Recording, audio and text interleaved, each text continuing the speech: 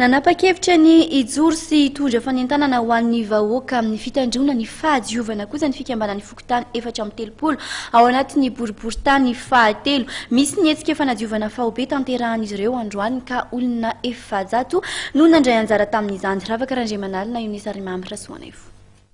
Ny loto miparitaka mandritra ny vanim-potoana ny fahavaratra no isan'ny mahatonga ny valanaretina samihafa. Ho fanentanana ny mponina hitandro ny fahadiovana dia nanao hetsika fanadiovana faobe ny fikambanan'ny fokontany 430 ao anatin'ny boriborintany fahatelo tamin'ny androany. Nanomboana izany moa ny tity Andravoahangy sy ireo fokontany manodidina azy. Natao moa izany zao hetsika zao androany sabotsy mba ho hetsika iray fanadiovana faobe izay niarahanay rehetra 430 fokontany eto amin'ny boriborintany fahatelo. Izany hetsika izany dia niarahana tamin'ny district ny tanterahan'izy, eo koa ny délégué eto amin'ny boriborintany fahatelo.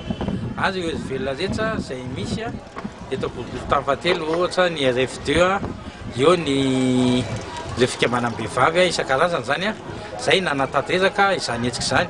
Izay hetsika marihana fa dia nataonay an-tsitsapo hetsika mba ho fanairana ny olona rehetra amin'ny fanadiovana, satria araka ny fantatsika dia miditra amin'ny andro fahavaratra n'izao fotoana izao, ka amin'izay andro fahavaratra izay dia izay fiaviany ny aretina maro samihafa, dia izay nanaovanay izao hetsika manokana izao.